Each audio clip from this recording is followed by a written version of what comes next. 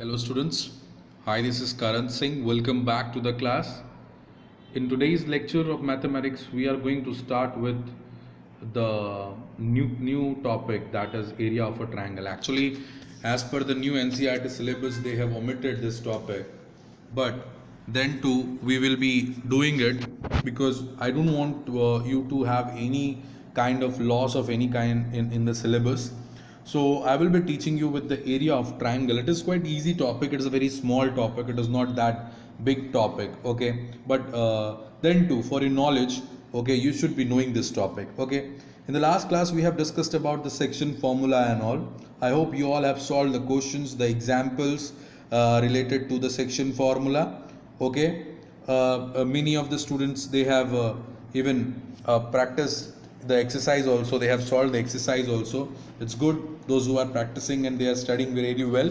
Okay, but that's not an issue. But the issue is with the students, those who are not practicing the thing. Okay, so first of all, always try to solve the examples and then go to the exercise. Okay, and whenever we are going to meet, you can put up your doubts and I will be happy to help. Okay, now in this online session, let's start with the area of triangle. Now what happens, we all know that what is the area of triangle. Okay, we know this formula, the area of triangle equals to 1/2 base into height or base into altitude. That's called area of a triangle. Okay, जब भी हम area of triangle निकालते हैं तो हम क्या करते हैं, 1/2 बेस इनटू हाइट, मतलब एरिया ऑफ ट्राइंगल निकालने का ये फॉर्मूला है. ओके, जो हम जानते हैं या आप लोगों ने शायद आप लोग जानते होंगे या नहीं भी जानते होंगे, तो Heron's formula. Okay, Heron's formula. Okay, ये एक फार्मूला है एरिया ऑफ ट्राइंगल निकालने का. This is called the Heron's formula. Okay, you might be knowing, okay, everyone might be knowing about this Heron's formula. The formula is S into bracket S minus A, S minus B, S minus C. Okay, so this is Heron's formula. इसके भी help से हम triangle का area निकाल सकते हैं.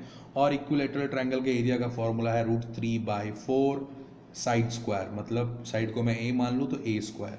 सो ये 3 तरह के फॉर्मूला है. मैंने जस्ट रिमाइंड कराने के लिए आपको बता दिया, because for your knowledge you should be knowing it, और if you are not knowing then also it's okay, but I assume that you should be knowing it. Okay, ये कुछ आपको ट्रायंगल्स के. अब बट अगर कोऑर्डिनेट सिस्टम में, जैसे graph plot हुआ है, एक कोऑर्डिनेट सिस्टम है, उसमें अगर ट्रायंगल का एरिया निकालना है तो कैसे निकालेंगे, वो हमें आज सीखना है.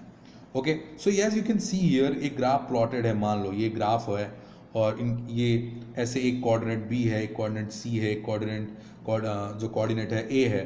तो अगर इन तीनों को जोड़ दें तो एक ट्रायंगल बनता है. अब इस ट्रायंगल का एरिया निकालना है हमको कोऑर्डिनेट ज्योमेट्री के फॉर्मूला से, तो कैसे निकालेंगे. अब बहुत सारे स्टूडेंट्स के दिमाग में अगर याद हो तो 9th में आपने किया था कि जब हम क्या करते थे कि जैसे मान लो एक ग्राफ है, यहाँ पे मैं दिखाता हूँ कि मान लो एक ग्राफ है. ओके, एक ग्राफ को मैंने प्लॉट किया इस तरह से, दो कोऑर्डिनेट्स मिले और कोऑर्डिनेट्स को मिलकर एक ट्रायंगल मिल गया ABC. ओके, ये इसकी कुछ वैल्यू हुई 2,3, इसकी कुछ वैल्यू हुई 4,2. ओके, इसकी कुछ वैल्यू हुई 2,8. ओके, बट हम क्या करते थे जब हम 9th में निकालते थे तो हम ये पार्टीशंस काउंट करते थे. ओके, 1 2 3 4, और फिर ये हाइट का भी हम पार्टीशन काउंट करते थे 1 2 3. तो हम क्या करते थे, बेस को 4 मान लिया और हाइट को कितना मान लिया 3, और डायरेक्टली एरिया निकाल दिया. ओके, ये करते थे. बट ये कब पॉसिबल था, जब पर्टिकुलरली एकदम ऐसा फिगर बना हो कि वो इन सब के साथ, इन पार्टीशन के साथ मैच करता हो. बट मान लो कोई ऐसा फिगर बना जो आड़ा टेढ़ा हो, कोऑर्डिनेट आड़ा टेढ़ा, तो कैसे निकालेंगे. तो उसके लिए हमारे पास कोऑर्डिनेट ज्योमेट्री का ट्रायंगल का फॉर्मूला है. So the formula for the area of triangle is on your screen. Okay, this is the formula for the area of triangle. Okay, this is the formula to find the area of the triangle. Okay, fine. तो देखें, चलो आगे किस तरह से ये formula work करेगा. अगर मैं एक ट्रायंगल बना दूं तो ट्रायंगल के 3 कोऑर्डिनेट्स होंगे. पहला कोऑर्डिनेट मान लो ये A हो गया, ये B हो गया, ये C हो गया. ए कोऑर्डिनेट जो है, जो भी है, इसको मैं x1 y1 मान लूँ. बी कोऑर्डिनेट को मैं x2 y2 मान लूँ, और सी कोऑर्डिनेट को मैं क्या मान लूँगा, x3 y3. तो ये 3 कोऑर्डिनेट मैंने लिख दिए. अब आप देखो तो यही कोऑर्डिनेट्स की वैल्यू यहाँ पे पुट करनी है।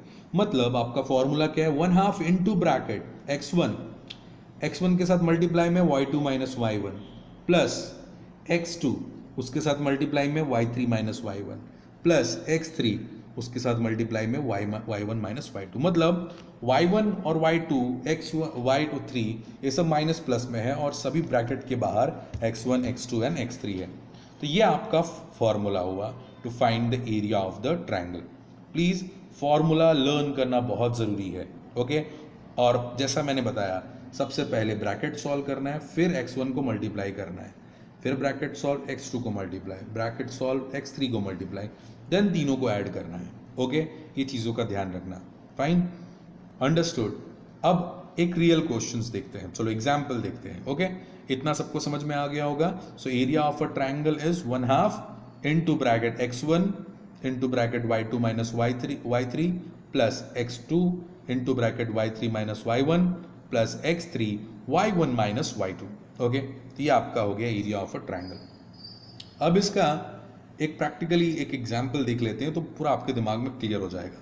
देखो मैंने जैसा कहा था कि ये बहुत कोई बड़ा एक्सरसाइज नहीं है, few questions, hardly 4-5 questions are there, topic भी बड़ा नहीं है, ओके। और मैं स्ट्रेच भी नहीं करने वाला इस टॉपिक को because it's a very simple topic, okay, and you can score easily. I have a confident that many of the students where the students are targeting for average marks in mathematics, या students को mathematics में tough लगता है, तो उन students के लिए ये chapter AP coordinate geometry chapter 1, chapter 2, ये चैप्टर्स बहुत स्कोरिंग होते हैं। चैप्टर 15, ये चैप्टर्स आपके लिए बहुत स्कोरिंग चैप्टर्स हैं, ओके, जिसमें आप स्कोर कर सकते हो। इनसे 3 से 4 मार्क का क्वेश्चन डेफिनेटली पूछा जाता है, ओके। सो एग्जाम्पल नंबर 11 देखते हैं। Find the area of a triangle whose vertices are 1, -1, -1, 4 and -3, -5। ये वर्टाइसेस गिवन है हमको, 3 कोऑर्डिनेट्स गिवन है, ओके, और तीनों के वर्टाइसेस है। तब हमारे हिसाब से हम पहले क्या करेंगे, या तो रफ में एक ट्रायंगल बना लो और ट्रायंगल के ऊपर ये कोऑर्डिनेट्स लिख दो, ओके। जैसे 1, -1, या दूसरा हुआ -4, 6, तीसरा हुआ -3, -5, ओके, और नाम भी दे दो ABC, ओके। इस तरह से कर सकते हैं, ओके। इतना कर दिया, फिर उसके बाद क्या करो, मैं इसको थोड़ा जूम करता हूँ, आप लोग लिख लो। पहले सबसे पहले क्या करना है बेटा, गलती नहीं होना है। अगर you want a perfect answer, okay, if you want a perfect answer, you don't want any mistake, तो आप लिख लो पहले x1 क्या है, ओके, x2 क्या है, x3 क्या है, सेम y1 क्या है, y2 क्या है, y3 क्या है। Right this down first. तो x1 हमारे पास है 1, x2 है -4, x3 है -3, ओके। आप सबको ये तो पता नहीं x कौन सा है, y कौन सा है। उस तरह से y देख लेते हैं, okay. y is -1, 6 and -5, okay. तो हमको ये x1, x2, x3 मिल गया, y1, y2, y3 मिल गया, ओके। बस अब इसको क्या करना है, हमको इस फॉर्मूला में पुट कर देना है। We need to put in the formula. चलो पुट करते हैं। तो हमारा फॉर्मूला क्या था, बिना देखे चलो रिमाइंड करने की कोशिश करो। तो x1 के साथ y2 माइनस y3, x2 के साथ y3 minus y1 and x3 के साथ y1 माइनस y2। तो हमने पुट कर दिया यहाँ पे, जैसा जिसका साइन था उसके साथ साइन, जो साइन आपको यहाँ कोऑर्डिनेट्स में गिवन है माइनस प्लस, वो सारे यहाँ पे पुट करने हैं। अब आप क्या करेंगे, देखो जस्ट इसको देखते हैं थोड़ा जूम करके। तो आप यहाँ पे क्या करेंगे, आपने इधर पुट कर दिया 6 + 5, पहले ब्रैकेट सॉल्व कर दो। यहाँ पे -5 + 1 that is will be -4, the answer is going to be -4। Here -1 -6, it is -1, -6, okay. So -1, -6 हो गया। Now just multiply, okay. तो 5 + 6 11, 11 1 = 11, -5 + 1 क्या हो गया, -4, -4 इंटू -4 क्या हो गया, +16, देन माइनस प्लस, ओके, 7 हो जाएगा। -1 -6 क्या हो गया, -7, एंड -7 इंटू -3 क्या हुआ, +21। So if you just add it, you are going to get 11, 16 + 21, okay. Add कर दोगे तो आपको टोटल मिलता है 48। 48 डिवाइडेड बाई 2 करोगे तो क्या मिलेगा 24. तो आपका एरिया क्या है, यहाँ पे सेंटीमीटर मीटर तो गिवन नहीं होता, that's why you will be writing the area of the triangle is 24 square units. You will be writing it in words. The area of the triangle is 24 square units. Okay, 24 square units होगा area of the triangle. Okay fine. So this much is done. Okay fine, so let's see the example number 12. Okay, so as you see the example number 12, find the area of a triangle formed by the points A, B and C. These are the 3 points given.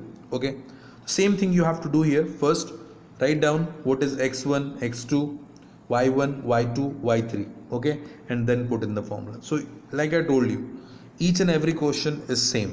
Okay, so there is nothing much to study here. Now if we talk about example 13, find the area of a triangle formed by these points. Okay, so you are finding the area of triangle. Okay, so what you are getting here, the area is 0. So what does that mean? That it is not a triangle, because the area of triangle cannot be 0. area किसी भी चीज़ का 0 कब होता है, जब तीनों points collinear हो. Collinear मतलब एक लाइन में जब 3 पॉइंट्स होंगे तो एरिया 0 होगा. क्यों?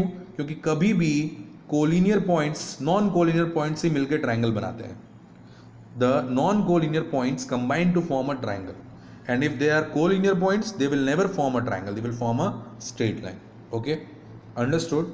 Non collinear points, they will always, non-collinear points, they combine together to form a triangle. Okay, non-collinear points they combine together to form a triangle. हमेशा याद रखना. और कोलिनियर पॉइंट कभी भी ट्राइंगल नहीं होंगे. तो कभी भी अगर कोलिनियर पॉइंट्स हैं तो उनका ट्राइंगल का एरिया कितना होगा, 0. Keep this thing in mind. इतना आपको याद रखना है कि कभी भी अगर नॉन कोलिनियर पॉइंट्स हैं, ओके, कोलिनियर पॉइंट्स है तो उनका एरिया क्या होगा, 0. एंड नॉन कोलिनियर पॉइंट्स है तो ही वो ट्राइंगल बना सकते हैं. तो एग्जाम्पल 14 में वो जो भी थ्योरी हमने देखी उसका हम एक एप्लीकेशन देखते हैं. फाइंड द वैल्यू ऑफ के पॉइंट्स दिस आर कोलिनियर. हमको के की वैल्यू निकालनी है अगर कोलिनियर. तो हमको ये तो पता है कि कोलिनियर पॉइंट्स है तो एरिया क्या होगा, 0. तो will write a statement, since the given points are collinear the area of the triangle formed by them must be 0. Area of the triangle क्या होना चाहिए, 0 होना चाहिए. तो हम क्या करेंगे, सेम हम नेमिंग सेम करेंगे, x1 y1, x2 y2, y2 भले ही k हो, x3 y3, सेम उसी तरह सेम प्रोसेस. ओके, तो फिर हम क्या करेंगे, एरिया ऑफ ट्राइंगल लगाएंगे. एरिया ऑफ ट्राइंगल हमने लगाया और a1 x1 x2 y1 y2 सब पुट किया. ओके, फिर हम इसको सॉल्व करेंगे. 2 अंदर मल्टीप्लाई होगा. ओके, तो 2k + 6 होगा. फिर इसको सॉल्व करेंगे, फिर यहाँ पे भी मल्टीप्लाई का 6 3 18, 18 - k. मतलब मैं एक फटाफट दिखा देता हूँ. सो यहाँ पे होगा 2k + 6, यहाँ पे होगा माइनस प्लस हो जाएगा, तो ये हो जाएगा आपका 6 6 4 = 24, तो -24 होगा. Okay, this will become -24. Okay, so ये -24 होगा यहाँ पे. देन इसको प्लस, फिर इसको मल्टीप्लाई को 6 3 18 - k. अब आप इसको आगे सॉल्व करें तो 2k - k क्या हो जाएगा आपका, यहाँ पे उसको सॉल्व करना है. ओके, ये बाहर सॉरी यहाँ पे आपके पास 2k है. ओके, फिर ये जो है आपका ये 6k है, तो 6k और 2k माइनस करोगे तो क्या बचेगा, -4k. फिर देखो 6 + 18 24 और -24, ये हो गया 0. तो क्या बचा, सिर्फ -4k. सो 1/2 - 4k = 0. Okay, so now divide कर दो तो क्या हो गया, आंसर आएगा -2k. अब 2 को उधर ले जाओगे, k की वैल्यू फाइंड करने, तो 0/-2 क्या होगा, 0. तो k की वैल्यू क्या है, 0. Okay, so this is how you can get the value of k. चाहे कितने भी क्वेश्चंस हो, ओके, कितने भी क्वेश्चंस हो, ऐसे क्वेश्चंस हमेशा आएंगे आपको. Okay fine. तो ऐसे क्वेश्चंस अगर आते हैं तो देखिए यहाँ पे एक्सरसाइज में भी ये क्वेश्चन है. The question is there in the exercise also, find the value of k. Okay, you can see here it is also given. The question number 2 is based on find the value of k. Question number 1 is to find the value of basically triangle. In third question we need to use the section formula. Section formula को हमको इस्तेमाल करना है. Okay, तो इस तरह से अलग अलग क्वेश्चन है, बस कुछ 4 या 5 क्वेश्चन है हमारे एक्सरसाइज में. So try to solve it. This is it we have for the coordinate geometry. Okay, apart from that, whatever doubt you have, please feel free to ask. Okay, and I will be happy to help. So here the chapter is getting over. It's a very small chapter and it was a very small exercise. Okay, so stay at home. Thank you and have a nice day.